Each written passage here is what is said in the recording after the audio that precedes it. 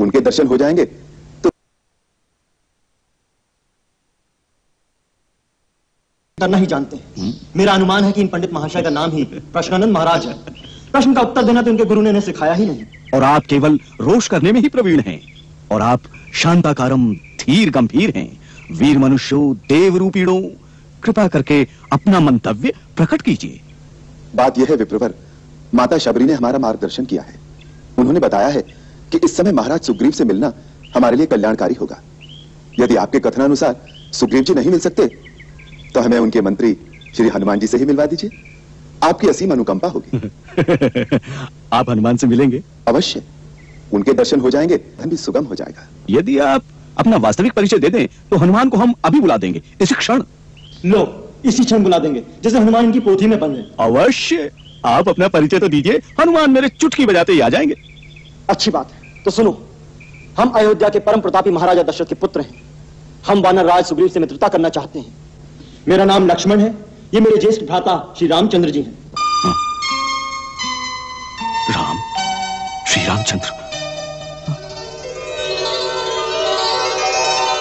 आप स्वयं? हाँ भाई, स्वयं श्री राम यही हैं। अब बजाओ चुटकी, बुलाओ हनुमान को।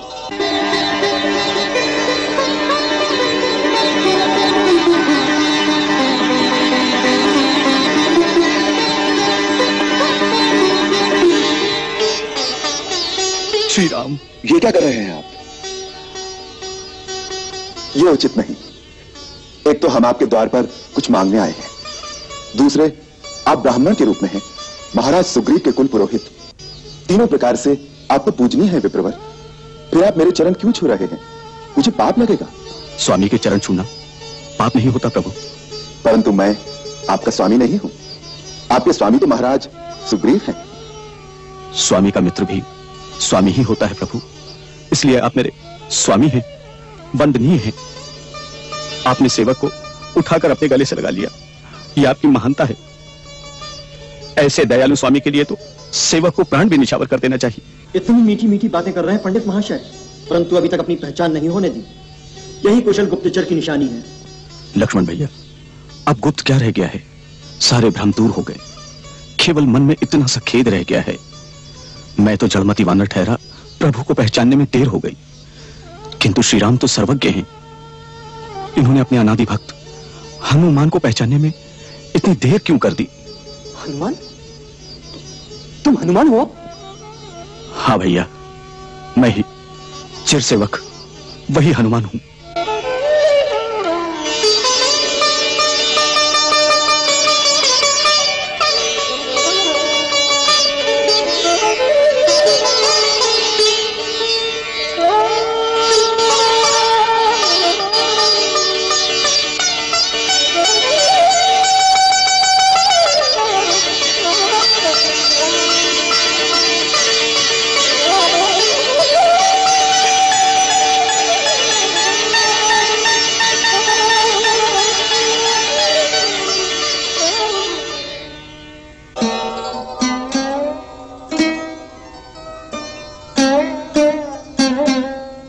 प्रभु अपने सेवक को पहचान नहीं सके, इसमें अवश्य मेरा ही दोष होगा। दोष तुम्हारा नहीं हनुमंत, तुम्हारी विद्वत्ता का है। इतने बड़े बड़े संस्कृत के मंत्रों से जो तुम अपने पांडित्य का प्रभाव हम पर जमा रहे थे, हम तो उसी से डर गए भैया। यही तो भूल हो गई प्रभु।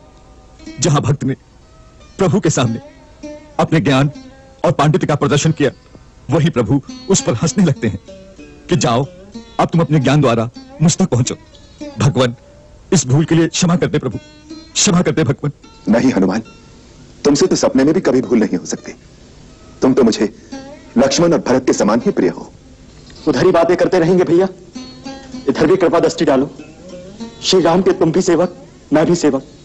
इसी नाते अपना छोटा भाई समझकर मुझे गले लगा लो भैया। लक्ष्मण, मेरे भाई, आपके लिए मेरा ये जीवन निछावर हो जाए तो भी कम है। प्रभु, अपने स्वामी वानरराज सुग्रीव के आदेश से आपका भेद जानने के लिए मुझे अपना रूप बदलना पड़ा। अच्छा, तभी इतने बड़े गुप्तचर बनकर आए थे। अब तो भेद पा लिया। अब तो हमें महाराज सुग्रीव से मिला देंगे भैया। अवश्य लक्ष्मण भैया, अवश्य।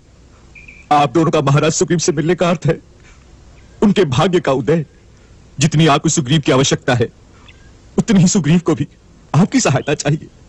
उनकी पत्नी और राज्य उनसे छिन गए हैं। सूर्य कुलभूषण रघुनाथ और सूर्यपुत्र सुग्रीव की मित्रता दोनों के लिए कल्याणकारी और सफलदायक होगी। चलिए ऋषिमुख पर्वत पर चलिए भगवान, वहीं चलकर सारी बातें होंगी। जिस राजा का तुम जैसा ज्ञानवान, विद्वान और बुद्धिमान मंत्री हो वो बड़ा भाग्यशाली है। ऐसे राजा से मित्रता करके निश्चय ही सारे मनोरथ सफल होंगे। तुम हमें अपने राजा के पास शीघ्र ले चलो। आप मेरे साथ चलिए, परंतु ऊपर जाने का मार्ग बहुत कठिन है। आप दोनों मेरे कंधों पर विराजमान हो जाएं। कंधे पर? मैं आपको वायु मार्ग से ऊपर ले जाऊंगा। परंतु तुम हम दोनों को अपने कंधे पर कैसे बैठा लोगे? नहीं नहीं लक्ष्मण भैया, आप संकोच न करें। हम लोग अपनी इच्छा से शरीर धारण करने की और गरिमा लगिमा आदि विद्याएं जानते हैं।